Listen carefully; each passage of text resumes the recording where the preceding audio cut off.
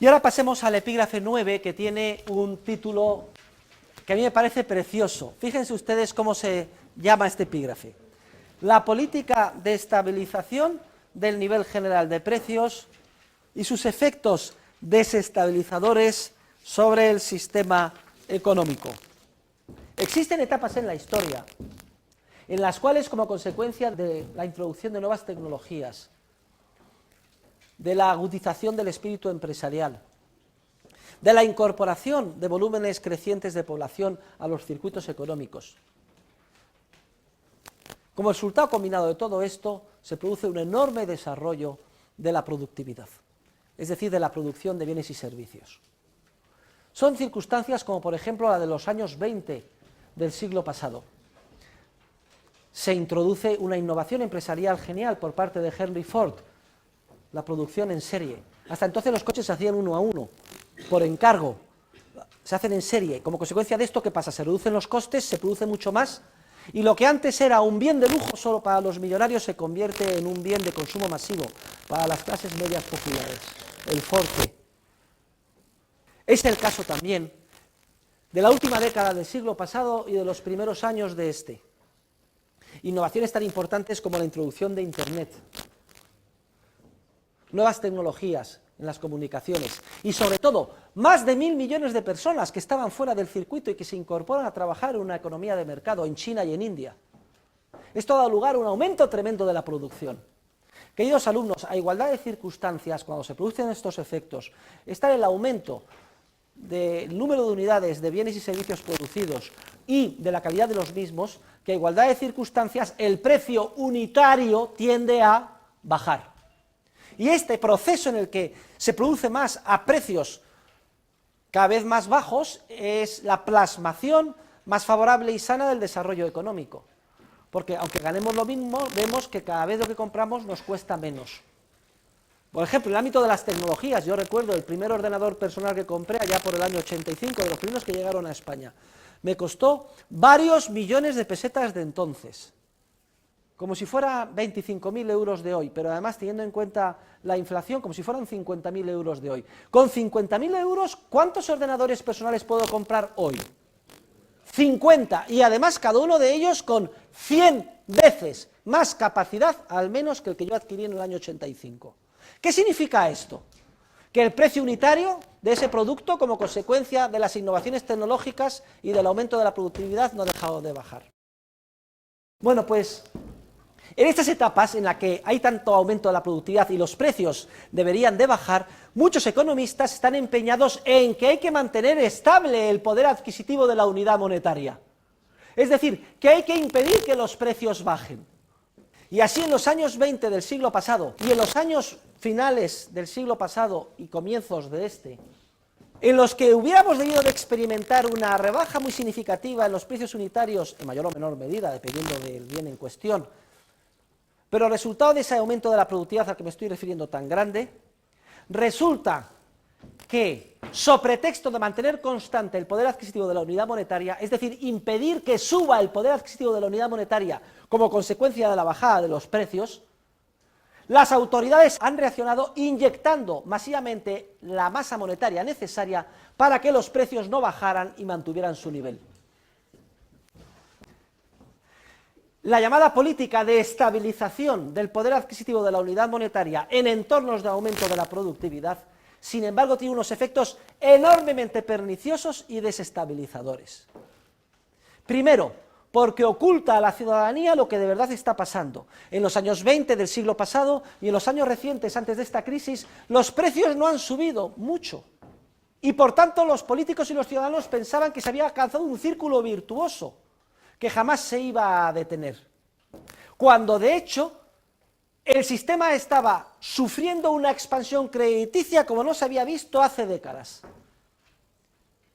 inyectada en el sistema para compensar esa gran disminución de los precios que se hubieran producido de manera autónoma como consecuencia del aumento de la productividad. El aumento de la productividad fue la coartada para inyectar inflación de manera impune. En otras circunstancias, sin aumento de la productividad, la inyección de la expansión crediticia no habría podido llegar tan lejos, porque sus efectos se habrían sentido antes. Pero en periodos tan dilatados de aumento de la productividad como aquellos a los que me he referido, de los años 20 del siglo pasado o de los últimos 15 o 20 de este, se ha podido mantener durante más de una década la expansión crediticia a ritmo creciente porque los ciudadanos no la han sentido en forma de subida de precios. Solo los especialistas que eran conscientes del enorme aumento de la productividad sabían que solo era posible mantener un nivel de precios más o menos estable a costa de una inyección tremenda monetaria. No se ha notado en forma de incremento del precio de los precios unitarios de los bienes y servicios de consumo, pero sí se ha notado en forma del precio de los factores de producción, de los bienes de capital y de los títulos que los representan en bolsa, que en la época de la exuberancia irracional no dejaron de crecer. Los economistas sensatos dimos la voz de alarma, pero nadie nos hizo caso. Dijeron, no, ¿qué importa? La bolsa sube porque las cosas van muy bien. Y fíjese usted que los bienes de consumo, sus precios no crecen. Nosotros decíamos, es que deberían de haber bajado y mucho porque ha crecido mucho la productividad. El hecho de que no crezcan pone de manifiesto la enorme distorsión monetaria que está creando el sistema. Y aunque no se manifieste en forma de crecimiento en los precios unitarios, la expansión crediticia muy enérgica y creciente que se ha inyectado en el sistema, sobre pretexto de estabilizar el poder adquisitivo de la unidad monetaria, no ha dejado de tener sus efectos en forma de malas inversiones generalizadas. Y al final se han desencadenado los 6 efectos que hemos visto en forma de una profundísima crisis financiera y recesión económica. Desde luego, el primer efecto ya lo vimos, crecimiento del precio de los factores de producción y materias primas. Recuerden cómo se puso por las nubes en el año 2007 el petróleo, antes de que se desmoronara todo. El segundo efecto, ¿cuál decíamos que era? Crecimiento más que proporcional del precio de los bienes de consumo. Esto es lo que no hemos experimentado en estos ciclos de los años 20 y en el último. Pero se sustituye en última instancia por lo que viene a ser lo mismo. Aunque en términos unitarios los precios no hayan crecido, ha sido tal el incremento de producción que las ventas de las empresas de los bienes de consumo, que es igual al precio unitario por el número de unidades que se venden, han crecido como la espuma. Y por tanto los beneficios más importantes fueron los del consumo respecto de los de las industrias de capital, el efecto de que te has equivocado, has invertido donde no debía, tienes de irte hacia las empresas de consumo, una gran demanda de mano de obra, el efecto Ricardo, todos los efectos se desencadenan igualmente, dando lugar a una crisis financiera y una recesión económica que deja perplejos a los macroeconomistas que no se explican cómo puede haber sucedido tal cosa cuando parecía que se había entrado en un círculo virtuoso e irreversible, en el mejor de los mundos, en el que no había inflación, los precios eran más o menos estables y además nos enriquecíamos casi como por arte de birlibirloque, simplemente comprando en bolsa o pisos o bienes inmuebles y quedándonos esperando viendo cómo subían mes tras mes de valor.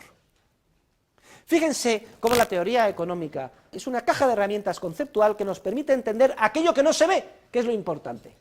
El buen economista es aquel capaz de entender lo que no se ve, lo que no es obvio. Y por tanto vemos cómo encaja perfectamente toda nuestra teoría en aquellos procesos de crecimiento de la productividad y cómo las políticas de estabilización del poder adquisitivo de la unidad monetaria son profundamente desestabilizadoras. Lo mismo sucedió en los años 20, en los felices años 20 del Gran Gatsby, todo iba bien, no hacía más que subir la bolsa, los precios no subían, lo mismo se decía que se había alcanzado ya un círculo virtuoso y sin embargo se estaban poniendo las semillas de una profundísima crisis financiera y recesión.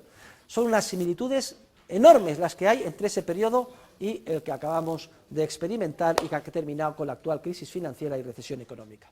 No dejen de leer la relación de crisis financieras y recesiones económicas que hay al final del capítulo. Hay una mención rápida a las que hemos visto desde la época de los griegos y la Edad Media, pero sobre todo son todas las crisis financieras desde el advenimiento de la revolución industrial a comienzos del siglo XIX. Y verán cómo, sorprendentemente, siguen todas un patrón prácticamente igual o parecido. Analícenlas porque están párrafo por párrafo para que ustedes vean. Es muy importante que se las lean.